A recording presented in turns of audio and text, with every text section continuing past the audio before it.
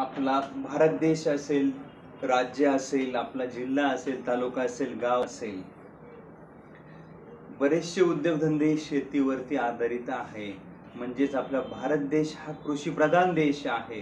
भारताची बरीचशी अर्थव्यवस्था ही शेतीवरती आधारित आहे आणि बरेचसे असे शेतीपूरक व्यवसाय आहे जे आपण मुख्य शेती बरोबर करू शकतो. पण आज शेती हा दुय्यम म्हणून धरला जात आहे आणि मुख्य व्यवसाय मग याच्यामध्ये कुक्कुटपालन असेल, शेळीपालन असेल, मेंढीपालन असेल, गायपालन असेल, असंख्य जे प्राणी पक्षी असतील याचा उद्योग व्यापार आपण करतोय. तर आज आपण आपल्या या यूट्यूब चॅनलवरती जाणून घेणार आहोत की शेळीपालन आणि मेंढीपालनातील काय फरक आहे आणि कुठली गोष्ट करायला परवडते. याच्यामध्ये डिटेल आपण माहिती देणार आहेत. चॉईस तुमची असणार आहे की आपल्याला काय करायचं आहे, कशा पद्धतीने आपण अर्थार्जन करू शकतो. शेती करत असेल, शेती बरोबर असेल किंवा दुसरा कुठला व्यवसाय असेल त्याबरोबर हा कुठला व्यवसाय आपण करू शकतो. तर आज शेळी जर म्हटली तर शेळीला गरिबाची गाय म्हटली जाते. 2 शेळ्या, 5 शेळ्या, 10 शेळ्या आपण इझी पाळू शकतो आणि त्यांच्याकडून चांगल्या पद्धतीने वर्षाकाठी उत्पन्न हे घेऊ शकतो. तर अर्थातच शेळी आणि मेंढीमध्ये फरक काय आहे तर विशेष काहीच नाहीये. ह्या 2 प्राणी भिन्न जातीचे आहेत पण बरेचसे गुणधर्म त्यांचे साम्य आहे. तर महत्वाची शेळी जर म्हटलं तर ही थोडी खट्याळ जात येते, म्हणजे तिला शिंगा असतात, मारतात. आणि शेळ्यांमध्ये वेगवेगळ्या जाती असतात, उस्मानाबादी असेल, गावरान असेल, आणि हल्ली बाहेरून ज्या आल्या बिटल असेल, तोतापुरी असेल, अशा असंख्य जाती आहेत. अलग लक्षात. तसं मेंढ्यांमध्ये 2-4 जाती येतात. मेंढीला हे शिंगे नसतात, अर्चात क्वचित अशी जात आहे किंवा नर त्याच्यामध्ये जो असतो त्याला शिंगे असतात, बरोबर. पण मेंढीचं अधिक एक उत्पन्नाची जागा म्हणजे मेंढी ही लोकर देत असते, बरोबर. आता मटणानंतर कातडी ही दोघांची विकली जाते, पण शेळीच्या केसांचा काही तसा उपयोग काहीच नाही, पण मेंढीची लोकर ही विकलीच जाते, बरोबर. त्यानंतर शेळीचं दूध थोड्याफार प्रमाणात ज्या काठेवाडी बाकीच्या ज्या दूध देणाऱ्या जाती आहेत यांचं दूध विक्री करता येतं, विकलं जातं. तसं मेंढीचं शक्यतो दूध त्या प्रमाणात नसतं, ते विकलं जात नाही. आणि मेंढी सहजासहजी आजाराला बळी पडत नाही. ऊन, वारा, थंडी, लोकर असल्यामुळं लवकर बळी पडत नाही. तसं शेळीमध्ये आजाराचं प्रमाण हे थोड्याफार प्रमाणात जास्त येतं.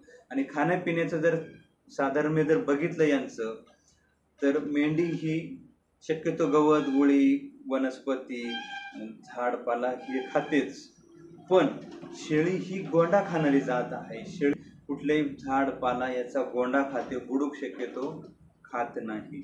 पण व्यावसायिक संगोपन या दोघांचं कसं करायचं, अर्थार्जन कसं होऊ शकतं. आणि आज जी पद्धत आलेली बंदिस्त, तर आज बंदिस्त बरेचसे फार्मर आहे, काटेकोर नियोजन केलेले आहे, चाऱ्याची चांगली व्यवस्था ज्यांनी केलेली आहे, लसीकरण वेळेवर, मेडिसिन वेळेवर, सगळ्या गोष्टींचं नियोजन ज्यांनी काटेकोर केलेलं आहे ते लोक आज गोट फार्म असेल, मेंढीपालन असेल, बंदिस्त पद्धतीने चांगल्या पद्धतीने आज पैसे कमवत आहे. कशा पद्धतीने कमवत आहे, काय काय गोष्टी करणं गरजेचं आहे. तर महत्वाची गोष्ट शेळी असेल किंवा मेंढी असेल, हिरवा चारा, वाळलेला चारा हा त्यांना द्यावाच लागतो, त्याची व्यवस्था करावीच लागते, पाण्याची व्यवस्था तुम्हाला करावीच लागते. पण त्याबरोबर त्यांना लागणारा शरीरासाठी जो पोषक घटक आहे तो म्हणजे खुराक, मग ते मका असेल, बाजरी असेल, कुठलंही कडधान्य असेल किंवा रेडी पेंट असेल म्हणजेच ढेप असेल किंवा गोळी पेंड असेल, त्याला कांडी जे म्हणतात ते असेल, मग खुराक हा त्यांना जो द्यावाच लागतो. मग तो 100 ग्रॅम, 200 ग्रॅम, 300 ग्रॅम वजनाप्रमाणे हा त्यांना दिलाच पाहिजे. आणि महत्वाचं बंदिस्त शेळीपालन असेल किंवा मेंढीपालन असेल, मेंढी जरी रानावनात हिंडून फिरून खाणारी जात असेल, शेळी जरी फिरून चरून येत असेल, पण या दोन्ही गोष्टी बंदिस्त जर करायच्या म्हटल्या तर पहिल्यापासून छोट्या बच्च्यापासून जर सुरुवात केली आणि त्याला ती जर सवय लावली, जसं एखाद्याला दारूची 1 घोट घेतला, 2 घोट घेतला, 3 घोट घेतला, सवय अशी लागते की फार त्याचं कुटुंब उद्ध्वस्त होतं, पण ती सवय काही जात नाही. तशी शेळी मेंढीला सुद्धा लहानपणापासून जी सवय आपण लावली ती सवय शेवटपर्यंत राहते. तुम्ही कुट्यावरची सवय लावा, कुट्यावरती राहणार, त्याला खायला प्यायला आपल्याला द्यायचं आहे. त्याच पद्धतीनं मोकळी पण बंदिस्त जागेमध्ये मग ते शेड असेल, कंपाऊंड असेल, सावली असेल, तिथं जर सगळ्या गोष्टी उपलब्ध करून दिल्या तर तिथं सुद्धा ही जात राहते. फक्त त्याला छोटे बच्चे घेऊन तुम्ही सुरुवात करा आणि मग ते यशस्वी करा. नाही तर तुम्ही मोठे शेळी मेंढी प्राणी जे घ्याल आणि त्याला मुक्त फिरायची सवय असेल, जंगल रानावनात फिरायची सवय असेल आणि जर तुम्ही त्याचं बंदिस्त करून टाकलं, त्याला ते मानवणार नाही, ती सवय त्याला चालणार नाही आणि तुमचा गोठा बरबाद झाल्याशिवाय राहणार नाही. असे भिन्न प्रकारची या दोन्ही गोष्टी आहेत. तर आता याचं उत्पन्न कसं असतं? आज बघा, बोकडाचं मटण असेल, मेंढीचं मटण असेल, तर हे साधारणतः आज दुकानावरती 700-750 रुपये किलो प्रमाणे मिळतं. म्हणजे जिवंत आपल्याला व्यापाऱ्याला द्यायला साधारणतः 300 ते 350 रुपये किलोप्रमाणे हे एक वजनाचा अंदाज घेऊन दिलं जातं आहे ढोबळ मानानं, बरोबर. पण मेंढी ही 6 महिन्यात जणली जाते आणि मेंढी लागण होण्याचा काळ कमी महिन्यामध्ये परत ती लागण होऊन जाते. तसं शेळीला थोडासा जास्त काळ लागतात. म्हणजे सहज आपले आजोबा असतील, वडील असतील, हे म्हणतात की शेळी ही वर्षात 10 महिने ते वर्षामध्ये एकदा जणते आणि मेंढी ही वर्षभरात 2दा जणते. पण मेंढी शक्यतो एकच कोकरू देते, पण खूप मोठी मेंढी असेल, चांगली असेल, 2 देते. पण दुधाची कॅपॅसिटी तेवढी जर नसेल तर एक कोकरू त्यांना पाजणी देऊन टाकावं लागतं आणि एकच वाढवावं लागतं. तशी शेळीचे दूध देण्याची कॅपॅसिटी ही जास्त असते. शेळी 2 बकरांचं चांगल्या पद्धतीनं संगोपन करू शकते. अलग लक्षात, हा त्याच्यामध्ये फरक येतो, बरोबर. आणि महत्त्वाचं म्हणजे कोकरू हे लवकर विकण्यासाठी येतं, तसं बकराला थोडा वेळ लागतो. कोकरू जर 4-5 महिन्यात विकायला आलं तर त्याच्यापेक्षा 2 महिने नक्कीच बकरू हे शेळीचं वाढवा घेतं. बाकी जागेवरती जर तुम्ही चाऱ्याचं नियोजन काटेकोर केलं, आज चारा तुम्ही स्टॉक पण करू शकता. मुरघासची पद्धत, आज तुम्ही बॅगा भरू शकता, खड्डा करून पण त्याच्यामध्ये स्टोरेज करू शकतो. 5-5 टनाचे बॅग आज मार्केटला आलेले आहे.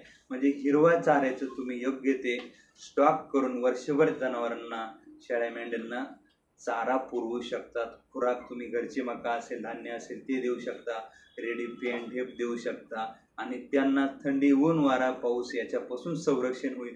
अशा पद्धतीचा तुम्ही 5 आटाचा जरी गोठा केला आणि एक छोटंसं कंपाऊंड केलं की जिथं सावली राहील, तरी आरामात शेळी आणि मेंढी ह्या दोन्ही व्यक्ती तिथं राहू शकतात. शेळी ही थोडी खट्याळ जात असल्यामुळं योग्य ते अंतर पाहिजे. शेळ्यांमध्ये फिरण्यासाठी जागा, बसण्यासाठी जागा, चारा खाण्यामध्ये जागा. तसं मेंढ्यांना शेळीपेक्षा थोडी कमी जागा आणि शक्यतो मेंढ्यांमध्ये लढाई ही होतच नाही. फक्त त्याच्यामध्ये जो गेठा म्हटला जातो, नर म्हटला जातो, हाच थोडासा खट्याळा असतो. पण विशेष काही फरक नाही. जो फरक आहे तो तुमच्यासमोर मांडला आहे. पण आज एक यशस्वी उद्योग म्हणून जर आज बघितलं तर सर्वात जास्त कमी मेहनतीमध्ये, कमी मेंटेनन्समध्ये जर म्हटलं तर गावरान कावेरी कुक्कुटपालन आहे. आणि त्याच पाठोपाठ आज शेळीपालन आणि मेंढीपालन हे 2 व्यवसाय परत आज असंख्य युवा उद्योजक करत आहे आणि चांगलं अर्थार्जन करत आहे. आज बी 100, 200, 300 मेंढ्या बंदिस्त पद्धतीने पाळल्या जातात, शेळ्या पाळल्या जातात. पण तिला जे हवं आहे ते जर तुमच्याकडून देण्याची ताकद तुमची पुरली तर 100% तीही तुम्हाला पुरली जाणार नाही. सर्वसाधारण गोष्टी बघा, तुम्हाला सांगतो, 20 मेंढ्या जर असेल तर वर्षाकाठी 40 कोकरांच्या आसपास तुम्हाला कोकरं मिळतील. 20 शेळ्या असेल तर 40 बकरं तुम्हाला मिळतील. आणि साधारणतः आज जर 5-6 महिन्याचं बकरू जर असेल तर 10,000 12,000 अशी किंमत त्याची होती. म्हणजे वार्षिक उलाढाल तुमची 20 शेळ्या किंवा 20 मेंढ्या असेल, यांच्या पाठीमागं जर बकरू चांगल्या वजनात आणलं, कोकरू चांगल्या वजनात जर आणलं तर 5 लाखाची उलाढाल होते. आणि त्याच्यामध्ये 50% पर्यंत जर तुमचा खर्च गेला तरी 2.5-3 लाख रुपये फक्त 20 मेंढ्या किंवा 20 शेळ्यांमधून तुम्ही कमवू शकता. हा प्रॅक्टिकल अनुभव मी तुम्हाला सांगतोय, हा फक्त कॅल्क्युलेटरवरचा अनुभव नाही आहे. असो, नक्कीच तुम्हाला व्हिडिओ आवडला असेल, व्हिडिओला लाईक करा, शेअर करायला विसरू नका आणि जर विसरले असेल तर चॅनलला नक्कीच सबस्क्राईब करा. धन्यवाद. Thank you so much. जय हिंद, जय महाराष्ट्र.